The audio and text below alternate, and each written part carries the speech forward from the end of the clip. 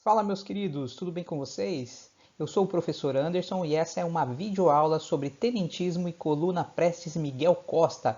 Estamos falando então do Brasil republicano, mais precisamente dos anos 1920 do século XX, portanto, estamos falando do início da República Brasileira, período também conhecido como o período da República Velha. Né? Ou seja, o período que vai aí do início da República Brasileira até a década de 30, até o ano de 1930, quando começa uma nova fase, a chamada Era Vargas, a partir da chamada Revolução de 30. Então é desse intervalo de tempo que nós estamos falando, mais precisamente do ano 1922 até o ano 1927, ou seja, quando eclodiu a primeira revolta tenentista no Rio de Janeiro, em 1922, e o final da coluna Prestes Miguel Costa em 1927. Ali no título eu coloquei coluna Prestes Miguel Costa, mas também pode aparecer, não raro, né, comumente aparece apenas como coluna Prestes. Então, porque se refere ao Luiz Carlos Prestes, um dos grandes líderes, talvez o grande líder da coluna,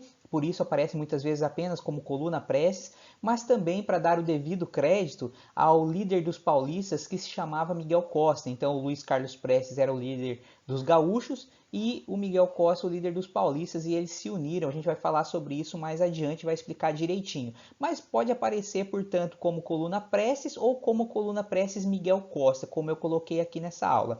Começando ali com aquela imagem de capa, galera, que a gente pode observar que é um registro de um episódio que ficou muito famoso à época, conhecido como episódio dos 18 do Forte, dentro do primeiro movimento tenentista lá no Rio de Janeiro em 1922. E talvez seja o principal registro histórico, a principal fonte histórica, uma das principais, na verdade, né, o registro ali daquele episódio, que é essa fotografia que foi tirada então lá no Rio de Janeiro, no calçadão de Copacabana, e as principais lideranças do movimento tenentista daquele período estão ali à frente daquela fotografia, né, desse episódio, que eu também vou explicar um pouquinho mais adiante. Então vamos lá.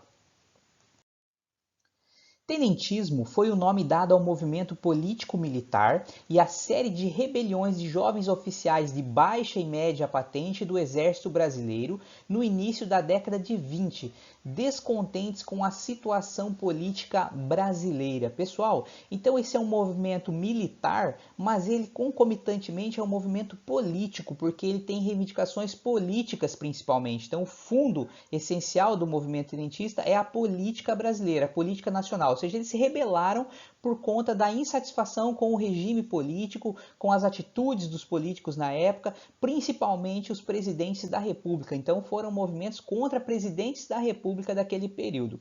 Acontece que o contexto da primeira revolta tenentista, ele é o contexto da década de 20, onde há uma crise da República oligarca. O que significa isso então? Então, brevemente ali explicando, né? República, que vem do latim res pública, res significa coisa, pública significa de todos, a coisa de todos, e oligarca, olig vem do grego, né? Oligos, que significa pouco ou poucos, e árquica vem do arcos, do grego também, que significa governo, governo de poucos. Agora veja a contradição dessas palavras, né? República, coisa de todos. Oligarca, governo de poucos. Então tem uma contradição aí, né? Ou seja, resumidamente está dizendo assim, é uma república que na verdade não é de todos, ela está nas mãos de poucos. A chamada república oligárquica da República Velha, então, né, do período inicial da República Brasileira. Lembrando então que a República Brasileira havia sido proclamada em 15 de novembro de 1889, então fazia aí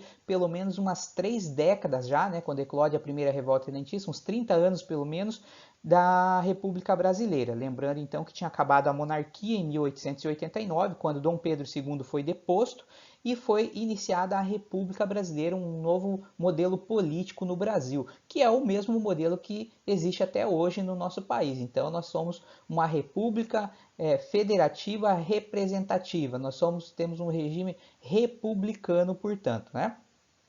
E que crise era essa que estava acontecendo na década de 20 no Brasil? Tem algumas coisas envolvidas aí, né? A gente vai falar principalmente um pouco mais adiante quando for ver a aula sobre Revolução de 30 e o início da Era Vargas ali, que havia na década de 20 uma grande crise econômica no Brasil por conta do nosso principal produto de exportação, que era o café. O café se desvalorizava com uma certa frequência no mercado internacional, de maneira que o governo tentava de todas as maneiras controlar essa crise econômica, tentava sanar essa crise econômica, mas sempre observando, levando em consideração em primeiro lugar o lado dos produtores, o lado dos grandes cafeicultores, os grandes produtores agrícolas, né? Sendo que o restante da população, de certa forma, era legada a segundo plano. Então, os privilégios, os benefícios e todas as políticas públicas normalmente levavam sempre em primeiro lugar em consideração as elites mandatárias, as elites dominantes do Brasil.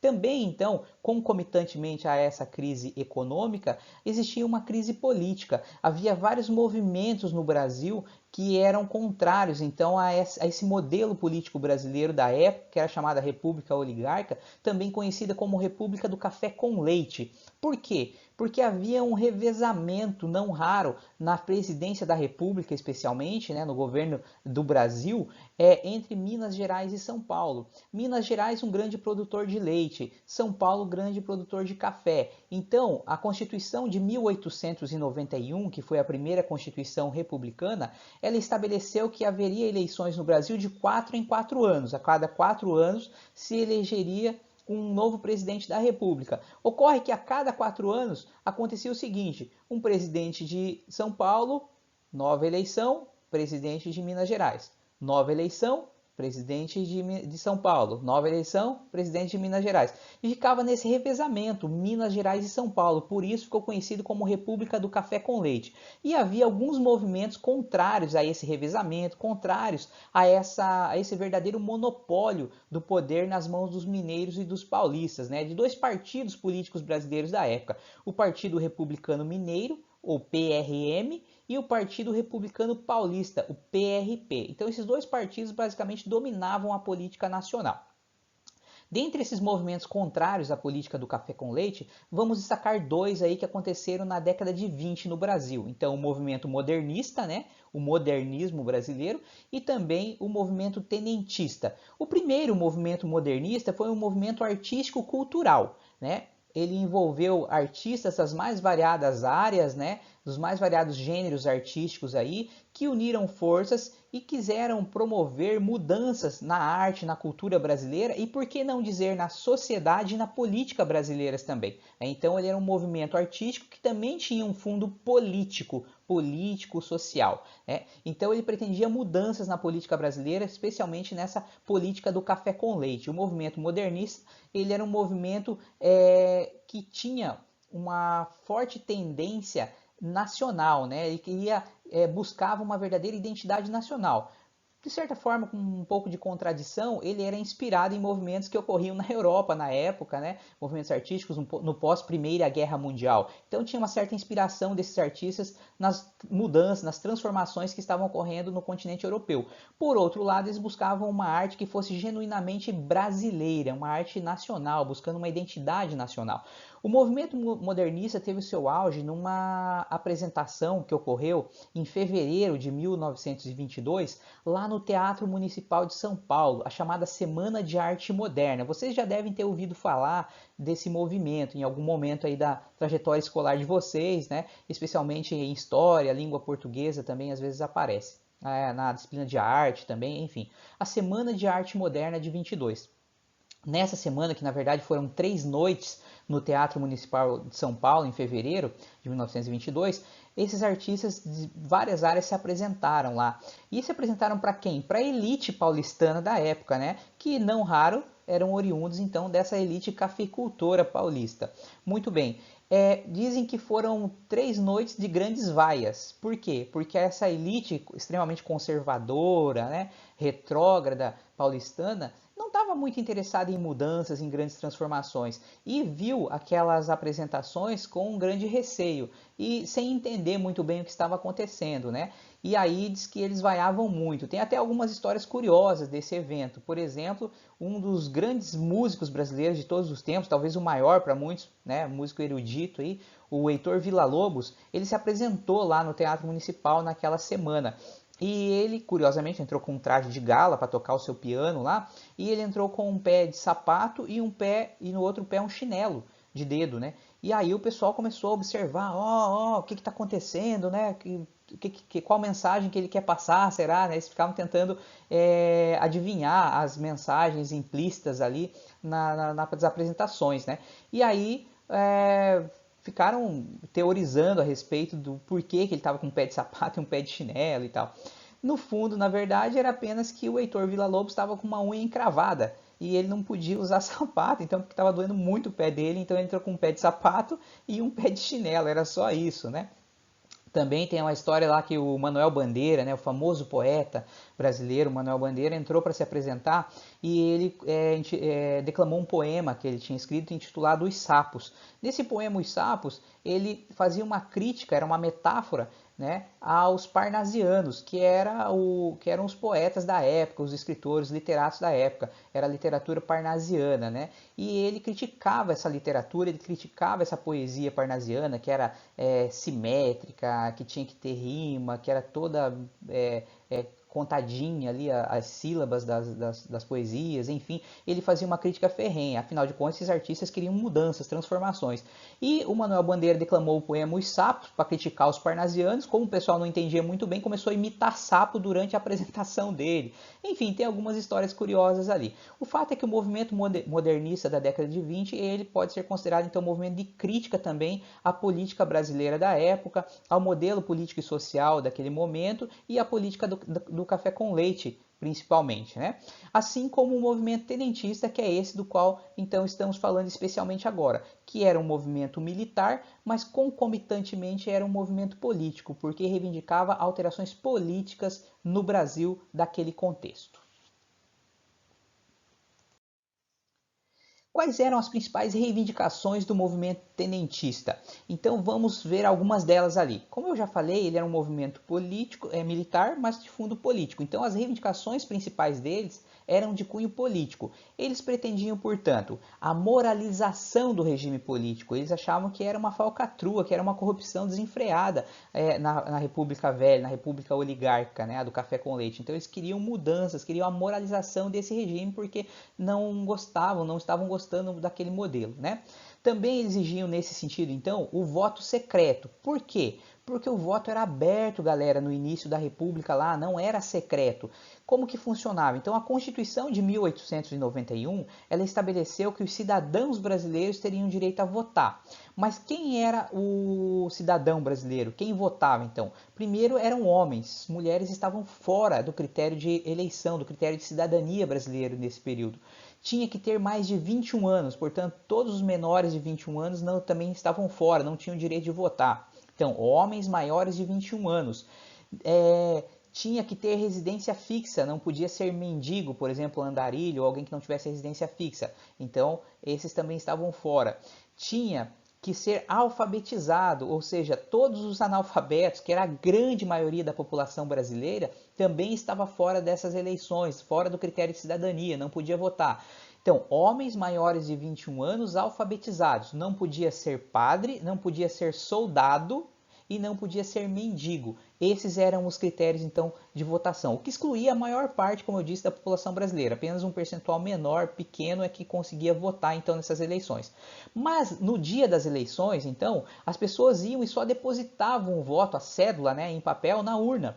Por quê? Porque antes disso, um bom tempo antes, elas já tinham recebido as cédulas em casa. Então, eles identificavam quem tinha o direito de votar, quem se enquadrava nesses critérios de cidadania, levavam essas cédulas de votação para a casa das pessoas e essas pessoas então assinalavam o nome de em quem elas queriam votar e no dia da eleição elas iam lá e depositavam na urna. Só que o que acontecia? Esse modelo de voto, ou seja, um voto aberto, né, porque como era em casa, então de repente as pessoas podiam saber em quem o eleitor estava votando, né, abria a possibilidade então de uma intervenção, de uma influência dos próprios políticos, da própria elite da época, né? Que fazia o quê? Que não raro negociava o voto com essas pessoas, né? Chegava muitas vezes, comprava o voto, dizia assim, olha, eu vou te dar um benefício, um privilégio, tipo uma cadeira de rodas, uma cesta básica, uma dentadura, e você vota no meu candidato, nesse aqui. E a pessoa pegava a caneta ali e assinalava na hora. As negociações se davam de várias formas, às vezes em troca de alguma coisa, às vezes sob uma ameaça também. Por exemplo, olha, se você não votar no meu candidato aqui, infelizmente você vai ser mandado embora, vai ser demitido da minha fazenda, vai ter que abandonar, enfim, suas coisas aí e ir embora daqui. Ou mesmo ameaças de violência, né, de espancamento e até de morte. Então era um contexto terrível, tenebroso, né, para o eleitor daquele período, porque havia todas essas negociatas aí por conta do voto ser aberto. Então os tenentes reivindicavam o voto secreto para por fim, então, para moralizar as eleições e acabar com o chamado voto de cabresto. O que era o voto de cabresto, então? Era esse direcionamento, né? O cabresto é aquele equipamento que se coloca no cavalo quando ele é atrelado a uma carroça para que ele não possa enxergar para os lados, né? Para ele poder obedecer, então, a guia, a rédea ali da carroça, né? O cara ir guiando para ele virar para a direita ou para a esquerda, ou parar, para ele não poder se assustar com nada, com um animal ou qualquer coisa e disparar, então para não trazer risco para quem está guiando a carroça. Então o cabresto é aquele negócio ali, né? Então o que era o voto de cabresto? Era dizer assim, metaforicamente, né, que o eleitor ia ser guiado pelas elites, né, pelos fazendeiros, pelos coronéis da época. Bom, então os tenentes queriam pôr fim ao voto de cabresto. Também os tenentes, nesse sentido, exigiam a justiça eleitoral. O que é a justiça eleitoral?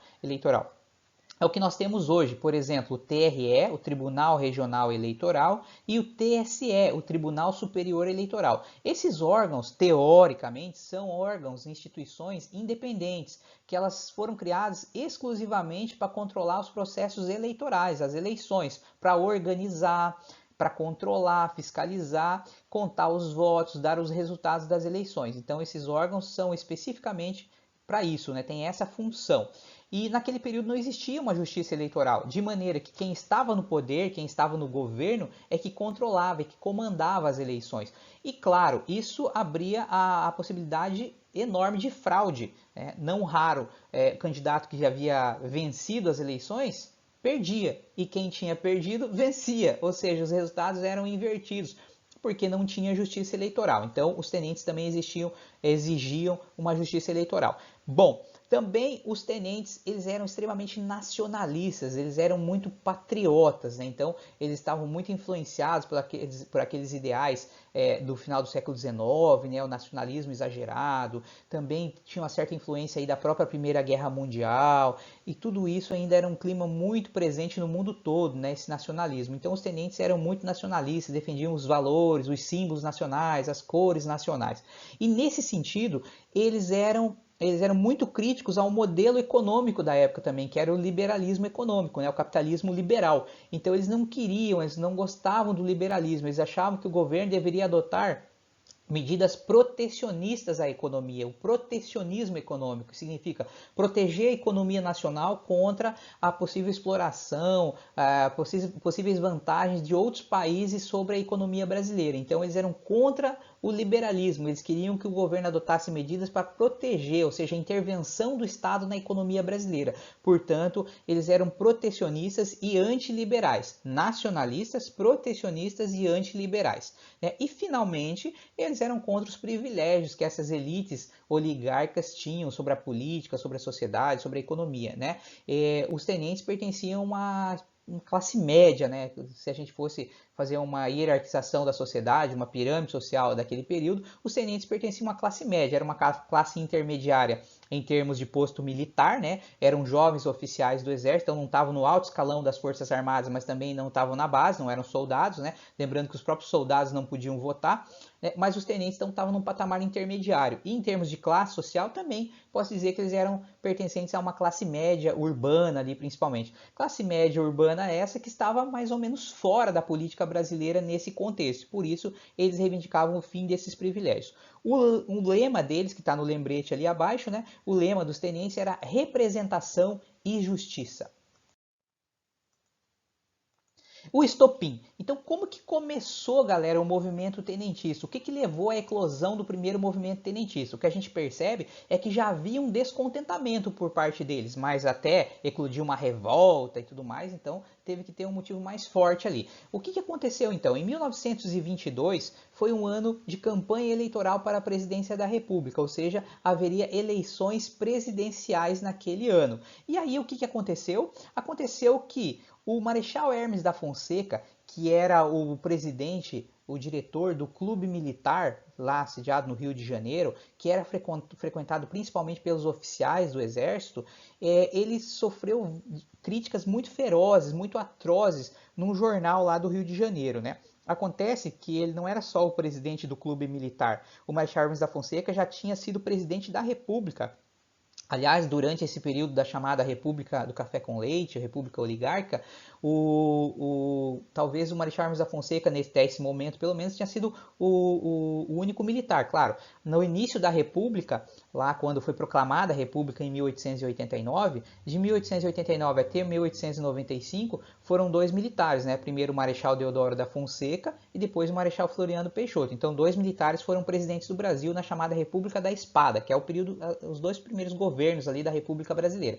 Depois começa esse revezamento entre Minas Gerais e São Paulo com presidentes civis, né? Ou seja, não militares. Mas o Marechal Hermes da Fonseca também foi presidente da República, então nesse intervalo de tempo entre esses presidentes civis, né? Foi o único militar que foi presidente. E agora ele estava sofrendo então pesadas, ferozes críticas no jornal lá no Rio de Janeiro. Acontece que o Hermes da Fonseca, indignado, é claro, ele já apontou para os seus opositores políticos, dentre eles o Arthur Bernardes, que era o candidato à presidência da República naquele período. Então ele disse assim, foi o Arthur Bernardes, aquele xingou, né, o Arthur Bernardes lá, mostrou o dedo médio para ele e acusou ele de ter feito essas críticas nesse jornal. Claro, isso inflamou os tenentes, que já estavam indignados com a situação, já queriam mudanças, então os tenentes ficaram mais inflamados ainda. E o Arthur Bernardes, claro, que era o cara da situação, que representava o governo da época, né, eram os representantes do governo, naquele revezamento, então provavelmente ele seria o próximo presidente da República, como o foi, né? O Arthur Bernardes, então, faz o quê? Manda prender o Marechal Hermes da Fonseca, né? Então, o presidente do clube militar foi preso. Aí foi o que bastou. Então, esse foi o estopim. Vamos dizer lá, que a gente sabe, né? Que estopim não é o motivo. Os motivos são vários. Então, havia, como a gente viu lá nas reivindicações dos tenentes, um clima propício a isso. Porém, teve um pontapé inicial, né? O estopim. Então, o estopim é um dos motivos, mas não é o único e nem é o maior motivo. Então, foi só o estopim. E aí, quando o Marechal Hermes da Fonseca é preso, então, eclode a primeira revolta tenentista no Rio de Janeiro. Eles começam a invadir quartéis, né? E vão tomando o controle desses quartéis todos. Vai tendo a adesão de uma parte dos militares, né? Tanto do alto escalão como do baixo. Tem algumas adesões ali, mas também nem todo mundo adere, né? nem todos os militares aderem ao movimento, então uma parte adere, gosta da ideia e vai na onda ali, outra parte não, outra parte sai. O fato é que eles tomam os quartéis no Rio de Janeiro e tomam o Forte de Copacabana, que era o grande símbolo militar da época, então o forte lá na praia de Copacabana, no Rio de Janeiro. Muito bem. E o desfecho desse movimento, então, do primeiro movimento, da primeira revolta tenentista eclodida lá no Rio de Janeiro? Acontece que muitos dos militares, como eu disse no slide anterior, não aderiram ao movimento tenentista, não fizeram parte. Então, o que o governo da época fez? Ele instrumentalizou esses militares que não fizeram parte do movimento, que não aderiram ao movimento tenentista, contra os tenentes, ou seja, militares contra militares. Né? Lembrando que os tenentes eram a faixa intermediária ali, né? Tinha um ou outro, como eu disse, acima e um ou outro abaixo dos tenentes, mas a grande maioria era de jovens oficiais, então da faixa intermediária, ali, tenentes mesmo, né? E aí, então, os outros militares que formavam a grande maioria, né, então, do exército brasileiro à época, acabaram digladiando-se contra esses tenentes e nesse confronto os rebeldes foram sufocados. Então, o primeiro movimento tenentista lá no Rio de Janeiro acaba sendo sufocado. E teve um episódio dramático ainda para fechar, então, o desfecho desse primeiro movimento tenentista lá no Rio de Janeiro, chamado de episódio dos 18 do Forte. Né, que tem aquela foto que eu coloquei na capa lá, inicial. Vou mostrar ela novamente aqui pra frente, galera. Então, o que foi esse episódio dos 18 do Forte? Então, gradualmente os quartéis foram sendo retomados pelo governo, né, com as tropas leais ao governo, os tenentes foram sendo derrotados, e eles ficaram, então, no último reduto lá no Forte de Copacabana, como eu disse, o grande símbolo, então, das Forças Armadas, do militarismo brasileiro da época. E aí, de lá de dentro do Forte de Copacabana saíram 18 pessoas, dentre eles 17 militares, seja do Exército, seja da Marinha da época, né, ou mesmo da Aeronáutica brasileira, o Brasil já tinha uma aeronáutica na época, né, saíram do Forte de Copacabana e foram para as ruas, né, de Copacabana, lá para o calçadão de Copacabana. E acabaram entrando em confronto com as tropas do governo. Desses 18 caras que saíram do Forte Copacabana e foram se digladiar com as tropas nas ruas, 16 morreram, 16 pereceram. Eram 17 militares e um civil. Então o civil morreu e mais 15, né, no caso, então 16 morreram e 2 sobreviveram. Os 2 que sobreviveram foram os tenentes Siqueira Campos, do Exército, e o tenente Eduardo Gomes, da Aeronáutica. Então esses dois foram os únicos que sobreviveram e foi o desfecho, então, da primeira revolta tenentista no Rio de Janeiro. 2 anos depois, em 1924, a revolta eclodiu em São Paulo. Então agora os tenentes paulistas estavam revoltosos, galera. E lá em São Paulo também a coisa ficou bem feia, galera. Foi um conflito muito forte, mesma situação, muito parecida inclusive com o Rio de Janeiro, no sentido que o governo instrumentalizou as tropas militares leais a ele contra os tenentes, então foram novamente militares contra militares, né? E lá os paulistas tentavam depor o próprio presidente da República, que agora era o Arthur Bernardes. Então, apesar de todo o confronto, o conflito ali que houve na primeira revolta tenentista, o Arthur Bernardes foi o candidato e acabou vencendo as eleições. Os rebeldes lá em São Paulo conseguiram tomar a própria cidade de São Paulo, mas eles acabaram sendo derrotados depois que o governo mandou bombardear a cidade de São Paulo, cara. Ou seja, a cidade foi tomada pelos rebeldes, foi bombardeada pelo governo para derrotá-los. E foi aí que aconteceu. Esses rebeldes, então, o movimento foi sufocado lá em São Paulo, mas ele não acabou aí não. Esses rebeldes de São Paulo, eles fogem então da cidade de São Paulo e eles vão em direção a Foz do Iguaçu. Por quê? Porque já havia uma comunicação entre os tenentes de São Paulo e os tenentes gaúchos.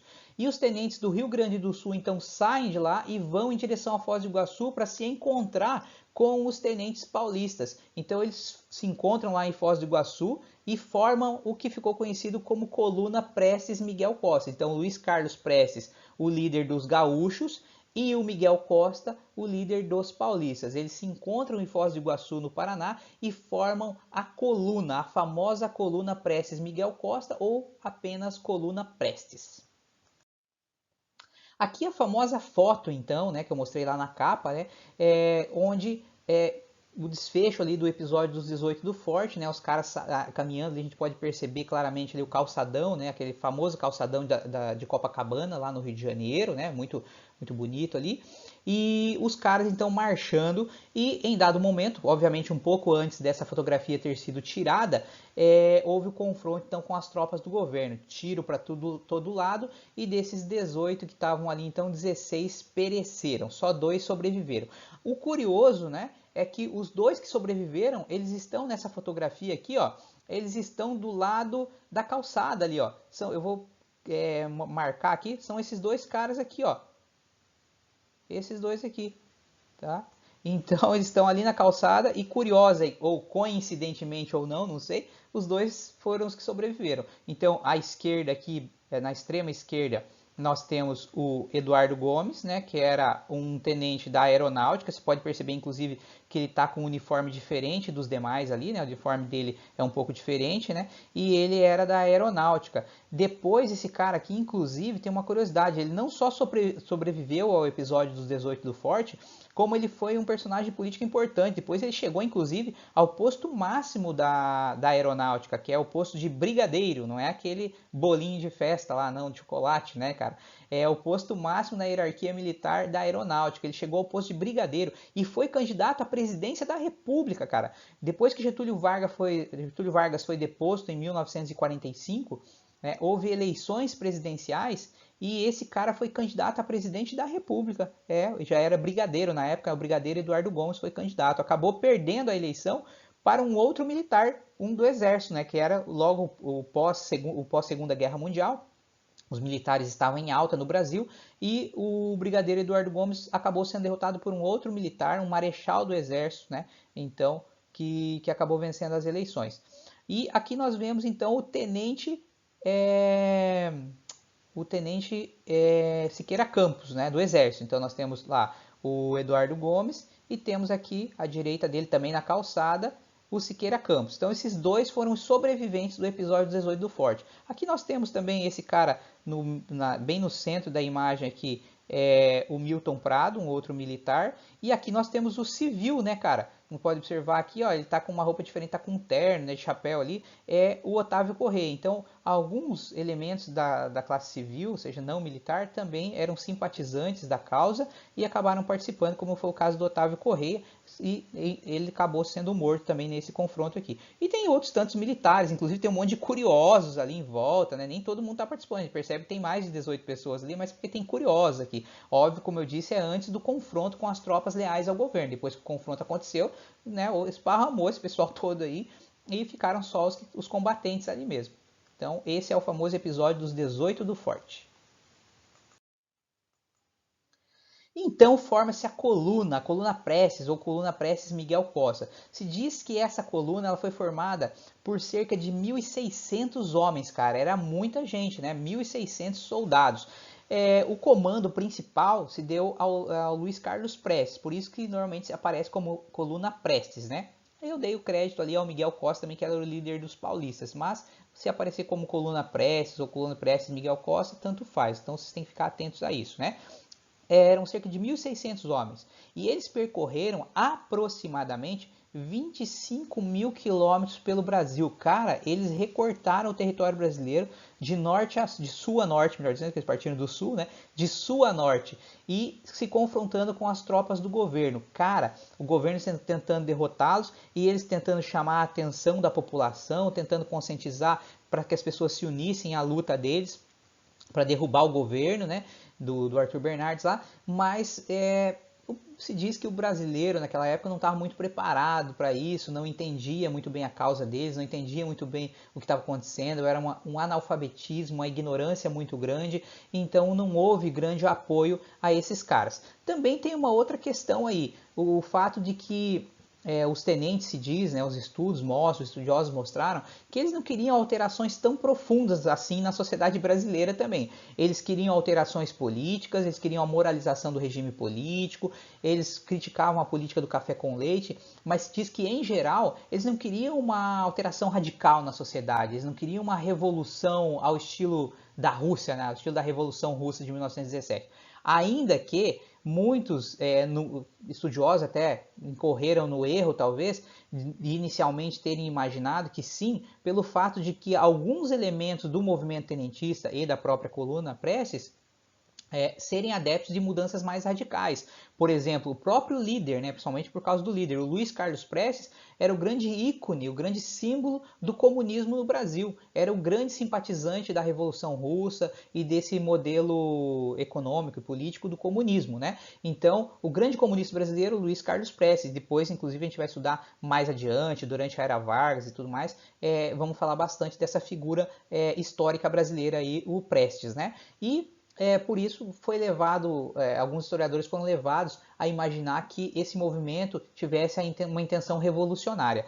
Mas houve uma revisão historiográfica e os caras disseram assim, não, os tenentes não queriam mudanças tão radicais, ainda que alguns elementos, como o próprio líder Luiz Carlos Prestes quisesse, a maioria não queria. A maioria queria mudanças políticas, mas não mudanças sociais tão radicais assim. Portanto, eles não reivindicaram aprofundadamente, com veemência, a participação popular. Inclusive, eles tinham até um certo temor da participação popular, haja vista que se o povo tomasse as rédeas da situação e participasse ativamente do movimento, essa revolução mais radical poderia inclusive acontecer. E não era isso que eles queriam, portanto não houve esse apelo popular tão grande por parte dos tenentes, tá?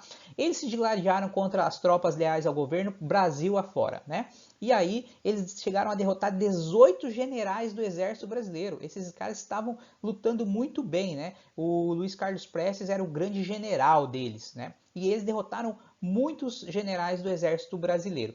Mas eles foram tendo baixas, né? E como eles não tinham adesão, não ia entrando gente para substituir essas baixas, eles foram enfraquecendo gradualmente. Se diz que eles nunca foram derrotados militarmente, sim que eles enfraqueceram e com esse enfraquecimento chegou um momento que eles acharam que não valia mais a pena. E então eles se refugiaram na Bolívia, ou seja, foram para um país vizinho nosso aqui, a Bolívia, e se asilaram lá na Bolívia. Então é o fim da coluna Prestes, e isso ocorreu no ano de 1927, quando a coluna tinha aproximadamente uns 600 homens, ou seja, uns 1000 já tinham ficado pelo caminho nesse período aí.